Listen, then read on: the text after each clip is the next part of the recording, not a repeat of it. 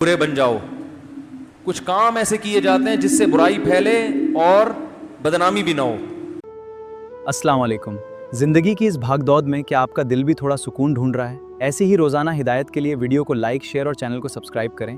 چلیے مل کر سنتے ہیں. اسلام نے فرعون کو سمجھایا تھا نا, تو اب دیکھو نبی صلی اللہ علیہ وسلم نے کیا کہہ رہا تھا. میں دیکھو بات ہی ساری ادھر ہو گئی نا.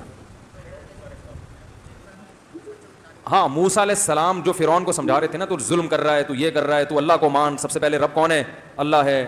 فرعون نہیں مان کے دے رہا تھا, ہزاروں بچوں کو قتل کر دیا. اتنا بڑا ظالم بدماش, لیکن وہ بھی برائی پہ برائی کا لیبل لگا کے نہیں کر رہا تھا, اس کو کیا اچھائی کا لیبل لگا کے کر رہا تھا. سیاسی مجبوری ہے, بغاوت کا خطرہ ہے, وغیرہ وغیرہ. حالانکہ وہ کہہ دیتا ہاں میں برا ہوں تو بگاڑ لو, کیا بگاڑنا ہے, تو کوئی بگاڑ سکتا تھا اس کا. وہ کہتا میں غلط کر رہا ہوں تو آپ کون ہوتے روکنے والے, میں کروں گا غلط. لیکن نہیں, لیبل کیا لگا رہا تھا وہ. جب حضرت موسیٰ نے سب کچھ سمجھایا تو فرعون ہی کے دربار میں ایک آدمی نے کہا کہ بھائی ان کی بات سن لو, غور کر لو, انہوں نے پچھلی امتوں کے واقعات بھی بتائے, یہ بھی, اور بات غلط نہیں ہے. تو فرعون نے کیا کہا, ما اریکم الا ما ارا وما اهدیکم الا سبیل الرشاد. دیکھو میں مشورہ وہ دوں گا جو میری کھوپڑی میں آئے گا, اور وہ غلط نہیں ہوگا, کیونکہ مجھ سے بہتر مشورہ کوئی نہیں دے سکتا. تو وہ برائی پہ کیا لیبل لگایا تھا؟ اچھائی. تو آج یہ فیملی پلاننگ والے بھی ایک بدترین چیز کو معاشرے میں رائج کر رہے ہیں, انسان کو کنجوس بنا رہے ہیں کہ پیسہ بچاؤ. نسل روکنے کے پیچھے فلسفہ یہی ہے. ویسے کہتے ہیں کہ غریبوں کو کھلاؤ, غریب. اور بھائی آدمی کا تو دل اس وقت تنگ ہو گیا جب وہ اپنی اولاد روک رہا ہے اس نیت سے کہ خرچ نہ کرنا پڑ جائے, تو اب ہاتھ نہیں کھل سکتا. یتیم بچوں کو کیوں پالے گا؟ وہ یہ کر لے گا عیدی سینٹر میں 5 روپے پکڑا دیے, 20 روپے وہاں پکڑا دیے, 40 روپے وہاں پکڑا دیے. وہ تھوڑا تھوڑا جو بڑا ظرف اسلام بنانا چاہتا ہے وہ پیدا نہیں ہوگا. اسلام آپ کا ذہن یہ بنانا چاہتا ہے کہ کھلانے والا کون ہے؟ اللہ ہے, اس کی پرواہ نہیں کرو, کھلائے گا. یہ ہٹو بچوں جو دماغ ہے نا, یہ کافر کا نہیں بن سکتا.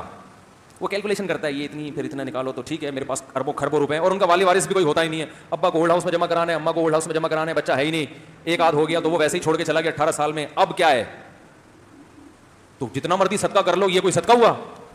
تمہارا کوئی ذمہ داری کوئی ہے ہی نہیں. اور حدیث میں ہمیں جس صدقے کی ترغیب دی ہے وہ صدقہ ہے جس میں درجنوں ذمہ داریاں ہمارے کندھوں پہ ڈالی گئی ہیں. تخشى الفقر وتأمل الغنى, فرمایا بہترین, یہ بند کر دیں بھائی, بہترین صدقہ یہ ہے کہ تمہیں فقر و فاقہ کا خوف بھی ہو کہ میرے پیچھے ایک لائن ہے بچوں کی, بیوی, گھر والے, یہ نہ کہیں کچھ ہو جائے, اور پیسہ بچا لیا تو اس سے مزید پیسہ کما سکتا ہوں, اس کنڈیشن میں صدقہ. تو یہ اس کے لیے جگر چاہیے. کیا چاہیے؟ جگر, لیور اور خاندانی جگر چاہیے, چھوٹا موٹا نہیں چلے گا. یہ جگرا, اور ہم نے دیکھا ہے لوگوں کا, علماء میں دیکھا ہے, بزرگوں میں دیکھا ہے, ایسا جگرا اٹھاتا ہے, پیسہ ایسا لٹاتے ہیں, آدمی حیران ہوتا ہے یار کو ڈر ہی نہیں ہے. ہمارے نبی صلی اللہ علیہ وسلم کیسا خرچ کرتے تھے مال غنیمت کو. خوب آپ کے پاس مال آیا نا, اب دیکھو مکہ فتح ہو گیا, اتنا اللہ نے مال دے دیا, تو آپ سوچتے بھائی چلو اللہ نے میری غربت دور کر دی, اب اتنا دے دیا اللہ نے, اب میں خود کھانے کو فوکس کرتا ہوں. نہ نہ نہ نہ, ایک قبیلے کا سردار آیا, بھکاری بن کے, یہ مجھے دے دیں, آپ نے دے دیا, اور مانگا مانگا. قوم میں جا کے کہتے ہیں بھائی ایسے سخی ہیں کہ ان کو فقر کا خوف ہی نہیں ہے. بھائی صحابہ نے سمجھایا یا رسول اللہ یہ تو آپ کی سخاوت کا ناجائز فائدہ اٹھا رہے ہیں. تو آپ نے کیا فرمایا, یہ میری زبان سے لا یعنی نہ نکلوانا چاہتے ہیں, اور میں نہ نہیں نکال سکتا. یہ چاہتے ہیں کہ میں نو کر دوں, یہ نہیں ہو سکتا. لیکن یہ نبی پر ہی سوٹ کرتی تھی, آپ اتنا افورڈ نہیں کر سکتے. ٹھیک ہے, ہمیں یہ حکم ہے اپنے حساب سے چلیں. کیوں پھر نبی پر فاقہ آیا تو آپ نے کہا کوئی بات نہیں, بھوکا رہیں گے, بھوکا رہنے کا اپنا ثواب ہے.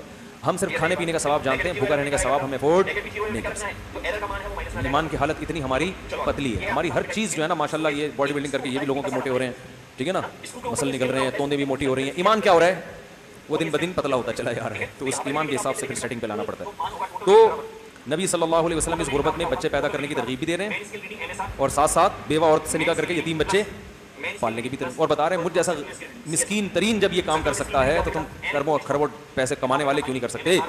پورا ان کے دلائل کا, غامدی صاحب کے دلائل کا میں نے جواب دیا تھا, انہوں نے بھی یہ فضول قسم کی تقریر کی تھی کہ جو ہے نا ایکچولی وہ نبی کو, جو نبی نے جو بچے زیادہ پیدا کرنے کا حکم دیا, ایکچولی وہ اس زمانے کا ماحول, اور وہ پوری غامدی صاحب کے فلسفے کے بخیوں دھڑ دیے تھے اس تقریر میں. میں نے محترم نے کہا تھا ایکچولی وہ دور ایسا تھا کہ جنگوں کے لیے افرادی قوت کی ضرورت تھی, ایکچولی اس وقت معاشی حالات بہتر ہو چکے تھے, تو نبی نے حکم دیا ایسی عورت سے نکاح کرو جس کی اولاد زیادہ. آج تو دنیا کی آبادی بڑھ رہی ہے, بے لگام برساتی مینڈکوں کی طرح بچے پیدا نہیں کر سکتے. ٹوپی ڈرامے بہت لیول بڑے خوشنما لگ رہے ہیں نا, جب یہ برساتی مینڈک کا لفظ آتا ہے آدمی ویسے ہی کہتا ہے یار کیا پیدا کرتے چلے جائیں. حالانکہ بچے برساتی مینڈکوں کی طرح پیدا نہیں ہوتے, اتنے ہوتے نہیں ہیں.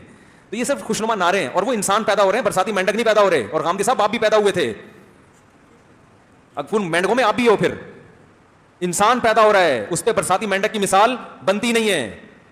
انسان پیدا ہو رہے ہیں, انسان سے بڑھ کر تو کوئی مخلوق نہیں ہے, اس کو آپ تعبیر کر رہے ہو کہ پیدا ہوتے چلے جا رہے ہیں. اشرف جس کے لیے دنیا بنی ہے, اور آپ نے تھوڑی زندہ رہنا, آپ تو مرو گے, اگلی نسل سنبھالے گی اس کو. تو صرف نعرے ہیں, لیبل ہیں. ایک صاحب مسخرے نا, مسخرہ پتہ ہے نا, وہ اپنی حیثیت کو گرا کے لوگوں کو ہنسانا, اسلام میں یہ پسندیدہ کام نہیں ہے. مزاح کی دو قسمیں ہیں. ایک مزاح وہ تھا جو نبی صلی اللہ علیہ وسلم بھی کیا کرتے تھے, اس میں انسان کی اپنی شخصیت ذلیل نہیں ہوتی, سمجھ رہے ہیں, اس کی اپنی پرسنالٹی کیا ہو گیا بھائی باقی رہتی ہے نا. اور ایک مزاح ہوتا ہے مسخرہ بن کے بالکل ہی نیچ حرکتیں کرنا, اپنی ویلیو گرا دینا لوگوں کے سامنے. یہ اسلام میں پسندیدہ نہیں ہے, کیونکہ سب سے پہلے کس چیز کی حفاظت ہے؟ عزت. لیکن اس کو کیا کہتے ہیں یہ مسخرے؟ کہہ رہے ہیں اصل تو انسانیت کی خدمت یہ ہے کہ اپنے آپ کو گرا کے لوگوں کو خوش کرنا. اچھا لیبل لگا لیا. او بھائی اپنے آپ کو گراؤ کسی کی جان بچانے کے لیے, سمجھ میں آ رہا ہے. صرف ہنسانے کے لیے اپنے آپ کو ذلیل کرنا, تو ہنسنا اتنا ضروری کام ہے کیا؟ اصل چیز ہنسنا نہیں ہے, اصل ہے ٹینشن کو دور کرنا. تو وہ تو لوگوں کے مسائل حل کرنے سے دور ہوگی. ارے میں نے بہت ہنستے ہوئے لوگ دیکھے ہیں, مزاحیہ اداکار دیکھے ہیں جنہوں نے خودکشی کی ہے. تو ہنسنا نہیں ہے اصل, مسائل حل کر کے لوگوں کی ٹینشن دور کرنا. تو کہ نفسیاتی ہاسپٹل کھول لیتے وہ ٹھیک تھا, اس کے لیے آپ کو اگر گرنا بھی پڑ جاتا آپ گر جاتے, ہم اٹھا لیتے آپ کو. تو ہر الٹی سیدھی چیز پہ لیبل کیا لگایا ہوا ہے. جو ہیروئنز ہیں فلموں کی بے حیائی کو فروغ دے رہی ہیں, ٹھیک ہے نا. لوگ اپنی بیویوں کو دیکھنا لوگوں نے چھوڑ دیا جب سے ان ہیروئن کو دیکھ رہے ہیں لوگ. اپنی بیویاں اچھی نہیں لگتی, گھر کیا ہو رہے ہیں تباہ. جب آدمی رنگ برنگی چیزیں فلموں میں ڈراموں میں دیکھے گا تو اپنی پرانی اچھی لگے گی؟ کیا ہو گیا؟ نہیں لگے گی. اس سے گھر کیا ہو رہا ہے؟ فیملی سسٹم تباہ ہو رہا ہے.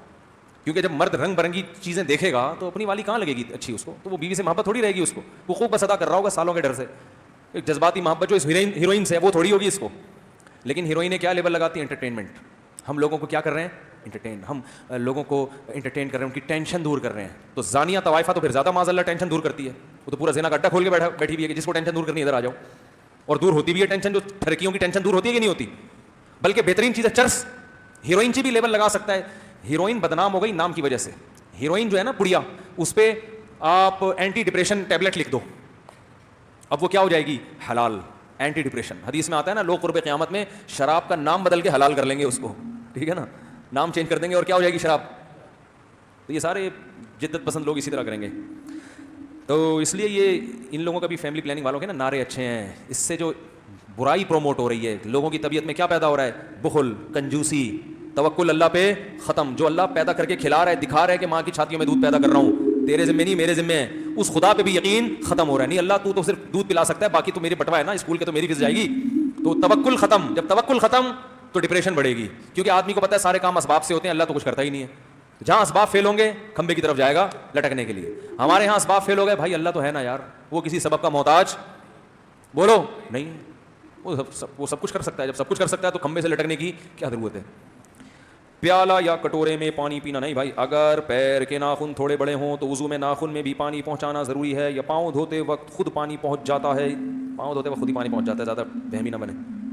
لیکن احتیاط کر لیا کریں, تھوڑا سا پانی ڈال دیا کریں. اصل میں زیادہ بتاؤ تو پھر لوگ اور بہمی ہو جاتے ہیں. پھر وہ انگوٹھے کو الٹ کے نا ریک مال سے پہلے وہ ناخن دھوئیں گے, پھر سروس اسٹیشن جا کے پریشر سے کہ شاید اندر تک پانی نہ پہنچاؤ ان بہمیوں کو. اور ناخن بڑے کیوں ہیں بھائی, کاٹو ان کو.